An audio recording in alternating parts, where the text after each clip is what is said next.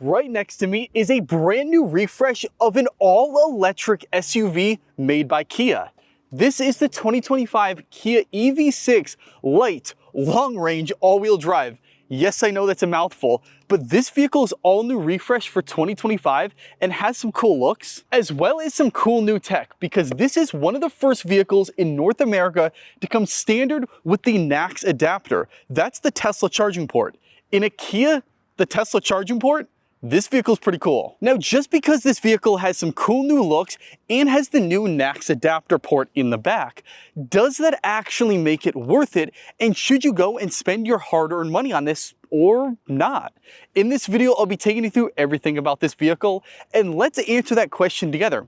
Is it worth it? Now, what are the price ranges of the new EV6? Well, they start at $44,000 for the base rear-wheel drive standard battery and go all the way up to $65,000 for the GT, the super fast one. And what I'll be reviewing today is the light, so the base trim, but this one has all-wheel drive and the long-range battery. Now, it comes out to be an MSRP of $50,000. But again, if you don't want all-wheel drive, you can get rear-wheel drive. And if you don't want the bigger battery, you can get that and come out to be an MSRP of $44,000. But this one's $50,000, then has additional mud guards and white paint, and after dealer and destination fee, it comes out to be $52,000. Thank you to Executive Kia of Wallingford, Connecticut for allowing me to use this vehicle for the day. Their information will be linked down in the description below.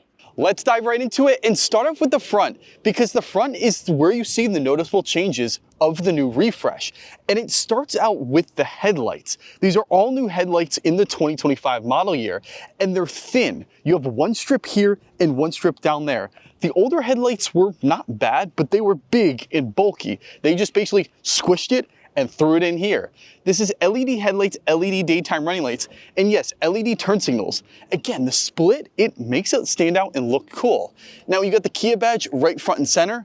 Down here are your parking sensors. So if I drive up to you guys on the tripod, it'll beep at me, say, hey, stop. No, don't hit anything, because it doesn't want you to hurt anything or even itself, the car. Now below the license plate holder down here, there's two unique things. This plastic piece, you'd probably expect to just be normal plastic. Like, what even is that? Well, behind that, that's electronic bits for the adaptive cruise control. So you don't want to damage this front bumper because you might damage that. As well as no visible airflow right now. You see that? There's no visible airflow in this whole entire vehicle. Now it is electric, but you need airflow for the AC. Well, what this will do is when you turn on the AC, those flaps will flip up so air can be sucked in and cool yourself with the AC. Now under the hood, this vehicle is powered by a battery and a motor. There is no engine, so there's nothing really here besides this little box, which is pretty cool because most vehicles will just have the electronic bits here and nothing. You lift this up, says EV6, and you have some little extra storage bits. So most people will put their charging cable in here, or hey, if you want to like store little items and store there your phone, please don't do this, but you could do that. Hide it, and no one will know. Now the power numbers on this vehicle is 320 horsepower and 445 foot-pounds of torque, which is absurd in a family SUV, making this vehicle go 0 to 60 in 5.1 seconds. Now those are insane power numbers, but an electric vehicle has a limited amount of range. This vehicle has 295 miles on the full entire battery, which is very nice. And then hit that thing over in the back, and you have your Tesla NACS adapter. So again, this is one of the first vehicles in North America to come equipped with this, not the J172, I think. I'll put up the exact description what it is, but not the old one that all other electric vehicles have. It comes equipped with this. Now, what are the charge times on this? Now, you've got level 1, level 2, and level 3. Level 1 is your standard 120 volt outlet. That's your home charger. That's like what you plug your iPhone into. That will charge this vehicle pretty slow. It will charge it from 0 to 100% in around 68 to 72 hours. So like 3-4 days to fully charge this. But if you upgrade to a level 2 charger and get that installed in your home, that's a 240 volt outlet. Basically the outlet that you plug your dryer into. That will charge this vehicle in around 8.8 hours. So an overnight thing will get a full charge. But if you want to go to the big boy chargers, those like 350 kilowatt chargers, the big ones you see in public, that could charge this vehicle 10% to 80% in just 18 minutes. So you can go in, take a quick pee, and walk out and your car is pretty much fully charged. Now, what if you already own an electric vehicle with the J1772 port? Well, this vehicle comes with an adapter. So it's the Tesla NACS to the J1772. So you can plug in your old cable if you want. But the one downside is this vehicle does not come with a cable. It just doesn't come with a charging cable. You can add that on for an extra additional cost, but it doesn't come with the price. These cars are gonna be like iPhones, where they don't come with the brick and all that. They just don't give it to you. The key fob of the vehicle has really cool design, but lacks on the features. The design, impressive, hands down. It's white here, matches the white of the color, like that a lot. You have this little leather trim piece down here. It's like kind of a little hanger, as well as this comes with it. And it's a little keychain with the Kia badge there. Very unique and nice looking key fob. But the features here are very lacking. So you have lock, unlock, sorry. Then down here's the panic button, as well as a remote start. Because yes, you could remote start an electric vehicle. But there's no trunk button on this key fob. Because in the light version, the base trim, this is not a power operated trunk. So you have to manually go over here, lift it up, and close it. On a $50,000 car, it doesn't have a power trunk. There's no roof rails and or sunroof on top of this vehicle, and the overall height is 60.8 inches, which is like just over 5 feet. I'm 5'8". This is a small, tiny car. It's an SUV, but it's really low to the ground. Now, over on the side here, you have mirrors with blind spot monitoring built into them, have turn signals on this side, and down below here, these are 19-inch alloy rims with all-season weather tires. And above the rims, you have plastic cladding that goes all the way down below and to the rear. It connects through the whole entire vehicle, giving this kind of different two-tone shade. I like it a lot. Then with your keys in your pocket, come up here, hit that button, and the vehicle automatically unlocks. Now, how do I get in here because there's no door handle? We'll just hit that button again, those pop out, and then hop in. Open up the rear door and you're greeted to a very simple but yet stylish rear door with hard touch plastic up here, this leather trim piece all along the side, and for the armrest. It's kind of squishy, nice to rest your arm there. A little grab handle. Now you have hard plastic down here and a speaker grill. But inside where you normally put your cup holder or your cup there, it's a felt-like material. Usually it's just all hard plastic. I like how it's felt, but I don't know if you spill something, would that get dirty and sticky? I don't really know the outcome of that. Now you do have a window control here and heated seat, because yes, both these outboard seats are heated, which is pretty nice. Now hopping in the rear seats, how is the rear space? Incredible. This is set to my driving position. I'm 5'8". Yes, I'm short, so that's pushed more forward. But even if it's back more, you still got a lot of legroom. Headroom-wise, it's a little tighter. Again, I got maybe an inch or something of height. So if you're tall, you might be hitting that, or you have to kind of lean forward. Now, overall comfortability is very nice in these seats. Do they recline though? I think they kind of do. Let's see. Oh. Okay, yeah, there's standard position, and then lay all the way back so you can take a nap in the back of this car. The rear seats are made of a Syntex type material, they call it. It's a leatherette, so it's more of a fake leather, a faux leather. Now, you would look here, there's no AC vents, no USB type C ports. Well, the AC vents are on the side here, very unique, so you can have the AC in a direct kind of side there, as well as the USB-C ports on the backs of the front chairs. So you could charge your phone through the backs of the chairs. Very odd, but I like it. And what that does is free up this space. And now it's an electric vehicle, so you have no middle hump here. So I can just sit in the middle seat totally comfortably, don't have to man spread whatsoever, and don't have to worry about cables hitting my foot, because there's none there. Now, if there's no middle seat passenger, you can pull this down and have a cup holder armrest, 2 slots right there. Oh, what is this?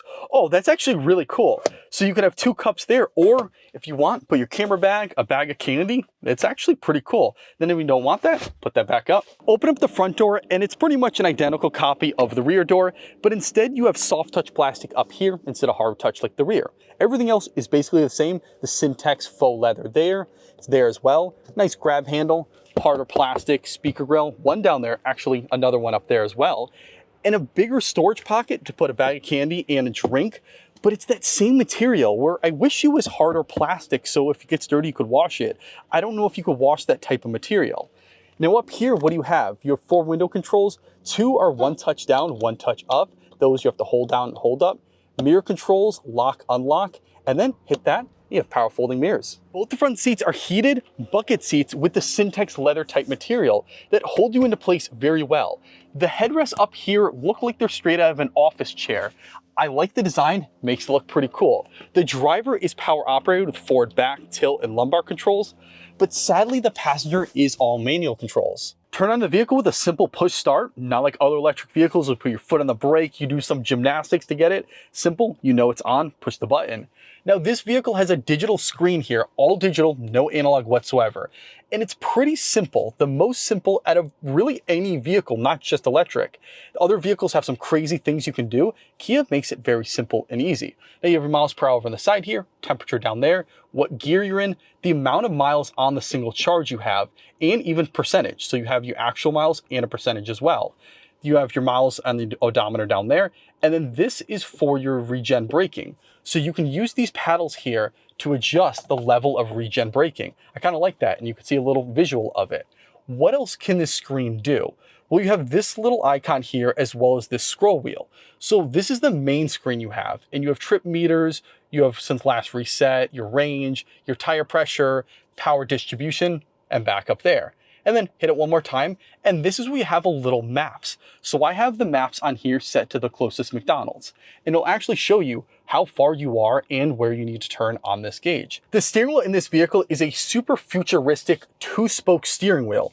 Again, it's empty like this. Looks like the Tesla yoke, like that's cut in half, but there's an extra top on this. Now, the higher trims do get a 3-spoke steering wheel. So I don't know why Kia did this, but I'll put up a picture right now.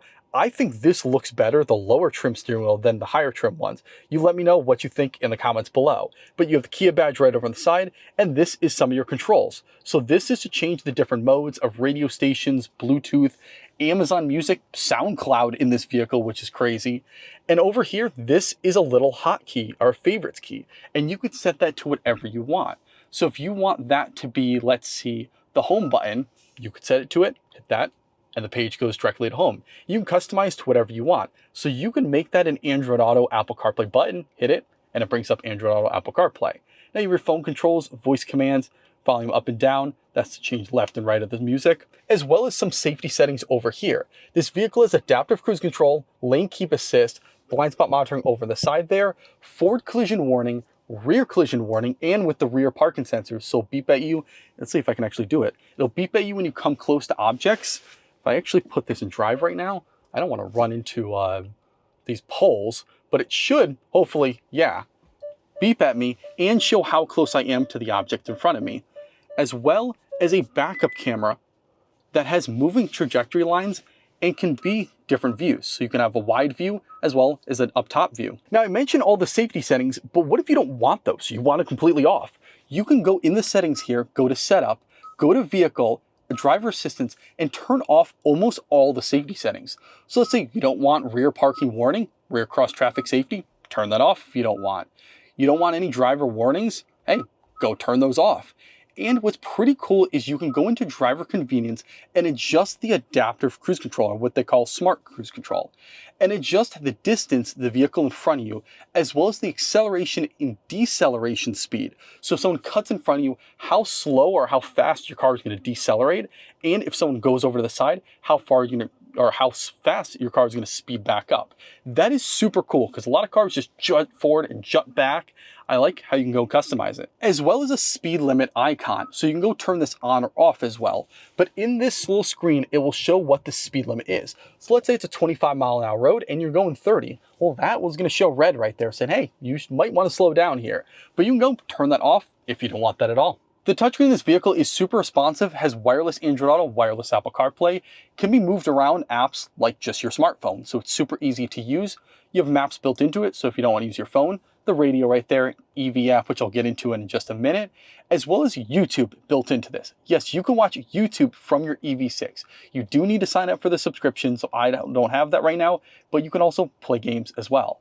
Now, when you go into the setup, you can go to display, and I think this is very cool. You can have a blue light filter. So if you know on your Android phone or Apple phone, you could set a blue light, and it makes it more of an orangish tint to help your eyes, especially at night. You can do that in your car. So if you're prone to headaches, you can do that and help out your eyes. Now let's go into the EV app here. This is like a tech lover's dream. If you love electric vehicles, this is for you, because you have exact battery percentage your car has, the closest charger to you there. This will show how much your range is when your AC is going and how much is it when you're not, as well as so many different little things here. More vehicle status or battery status, nearby charging stations, utility mode, battery conditioning. So if you want to go charge it, you want to condition the battery, it'll heat it up so it's a prime charging speed for it. Amount of electricity use you're using from the drivetrain, electronics, climate, and you can go in and have all these different charts if you want, go through your AC settings, your charge limit, and go into even more little things like plug and charge. So you can set up a credit card to the vehicle or to your Kia app. So when you immediately go into a charging station and plug it in, it's going to start the payment. You don't have to deal with, taking out your card or anything. It just will automatically pay for it. And you know how in your iPhone you have a profile and a lock security so no one can get in? Imagine if this is a husband and wife, if one family, has this vehicle, just the two of them that take this as their daily. You can go in and customize your profile and have 2 or multiple different profiles, have different profile images, as well as set a password so no one can get into your profile. And what this will do is customize your home screen to your liking. So if you have this dragged around here or different apps around, your Android Auto, Apple CarPlay plugged in, all your little different settings will be customized to your exact profile. So when your significant other gets in, they log into theirs and it's set to them. Below the touchscreen, you have physical but yet digital AC controls. What do I mean? Well, there are physical dials here to control the AC, but the rest is all touchscreen. So the recirculation there is the touchscreen, the fan speed, touchscreen, as well as syncing up the two, a touchscreen as well. But what if you want to do other stuff with this? Hit that button there and it completely changes to a touchscreen hotbar. So this is where you can go directly to your maps there, click that, a search, go to different tracks, your media, as well as another favorites icon. So just like this, you could set that to all different types of stuff. So if you want that as a EV specific one to go into that EV app, just hit that and it'll bring you right to that app. Below all this stuff, you have 3 USB Type-C ports down here, 2 over there, 1 there, as well as a 12-volt outlet. This is an extra slot to put wherever you want, but you could put a purse there. It's pretty cool. As well as little hangers. I would assume that's to put a purse there so you can hang it, and then when you're done with it, you could take it out. You have your heated seat controls here, your heated steering wheel controls, that's 2 levels, as well as this is your gear changer. So put your foot on the brake, go to drive there, to the right, to the left is reverse, middle is neutral, and P is park. Auto hold, so your parking camera, as well, to turn on or off your parking sensors. Wireless charging pad right here, 2 cup holder slots, another extra slot to put some secret little goodies, and a big storage to put a whole water bottle in. You know what also I just noticed is there's no sunglass holder up here. It's just gone. It's non-existent. That's a new trend in the automotive world with all these new cars, is to get rid of them, and I don't know why. I wish they would bring them back. And before I move on, I want to talk about the wireless charging pad in this car, because most wireless charging pads, you don't know, you put your phone down there, your phone says it's charging, but you really have no idea what's going on. This has 3 little LED lights that circle through a little progression, notifying you that it's charging. I like that. Other vehicles are tiny little light, you can't really tell. This is cool. The rear of the EV6 is what makes this car special and unique. It looks like it came straight out of Star Wars or Cyberpunk the video game. It is super futuristic, as well as 2 different rear spoilers in the back. You have a duckbill spoiler here that acts as your rear LED taillights and turn signals in the back. Yes, this whole entire piece, so if you do the turn signals, it'll come up on this side, and same with that. But this whole entire thing is your rear taillight, so when you brake, this will shine. But yes, it's a spoiler, as well as up here, another spoiler as well. Pops out the side, sticks through, takes airflow, and improves the aerodynamics. But you're probably wondering, where is the rear wiper blade in this vehicle? It doesn't have one. It literally Kia just said, nope, we're not putting a rear wiper blade in this whole entire vehicle. So it helps with, you don't have to repair it at all. But their idea is rain will wash off this when flow down, and it's a perfect angle, will just wipe right off. And yes, it does work, but this vehicle got washed about a little bit, a few hours ago, and there's still little rain droplets on here. Now think about that. You just wash your vehicle and you want to get some of the little residue off. Usually you just turn on the rear wiper blade and doop, doop, totally fine. No, you would have to come manually out here, take a quick wipe to wipe it off, because that is staying on. Now below all that, you have a handful of more things. You have the Kia badge right front and center, EV6 over here. You do not have a trim badge over here, so no one's gonna know if it's the wind, the light, whatever trim it is, they're not gonna know. As well as push this, and this is your Tesla port right there, and then close it with a simple button. Down here, you have these parking sensors, just like the front, that'll beep at you when you come close to other objects. So if it's backing up right near, it's about to hit me, it's gonna beep so it doesn't hit me. And speaking of backing up, this has a brake or a backup light. Yes, like you see in the big boy dump trucks in the dumps. This, when it reverses, it has a light there.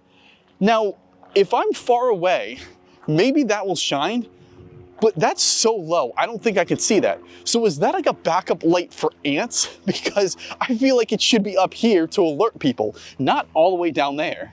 This is my favorite part of all my videos because I get to see if the trunk of these vehicles can fit a 5.8 mat. Now, the trunk is not power operated, it is through hydraulics, so lift it up a little bit and it does the rest. Not bad. Now, how is the rear trunk? I can completely lay in here diagonal, fits one 5.8 mat, which is pretty nice, as well as a 12-volt outlet over here to charge a phone in the back, little lights, and if you want even more space, just pull that lever there, that seat goes forward, or I guess back or down, whatever you want to say it, and then that seat does as well. So now you can completely lay down here if you want, fit a whole cabinet, and enjoy the time. So taking the 2025 Kia EV6 Lite out on the road, how does this vehicle feel? It feels calm.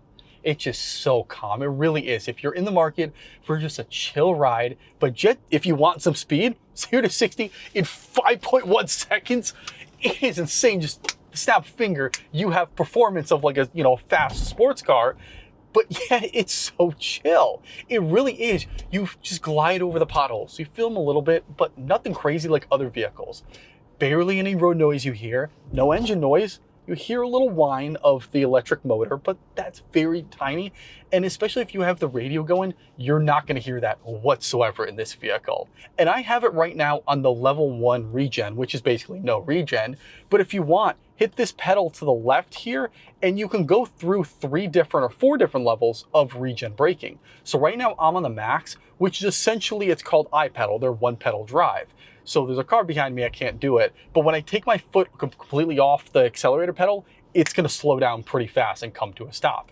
Now through the touchscreen, you could actually change what the speed you want that to be. So you could have iPedal or 1-pedal drive, but have a faster deceleration and a slower deceleration. So if you don't like the jitteriness, you don't have to do it, or hey, you don't even have to have 1 pedal at all. You can do the slightest form of regen, which is basically nothing in this vehicle. You can throw this car into corners. Since it's very low to the ground, the suspension is a little bit tighter, so you can just whip this around and it just goes. It doesn't bob around, it just sends you right into that corner. Please do not go 80 miles an hour into a corner, but this car is impressive. It's very impressive for the price point. I know $50,000 is a good chunk of money, but you gotta think about it. A vehicle with 320 horsepower, 445 foot-pounds of torque, 10, 15 years ago would have been a 6-figure car, especially an SUV. And you can get a family SUV that is as fast as sports cars and is pretty luxurious for that price point. Kia has done such a good job with this vehicle, and the new refresh just makes it so much better. The Tesla NACS adapter. I like this car. This is very impressive. But the real question is, what do you think about this vehicle? Do you like it or do you absolutely hate it? Do you like the old one better or do you like the new one? Be honest, let me know in the comments below. And please remember to like, comment, subscribe, hit the notification bell to keep updated with more content. And a huge thank you to Executive Kia in Wallingford, Connecticut for allowing me to use this vehicle for the day. Their information will be linked down in the description below.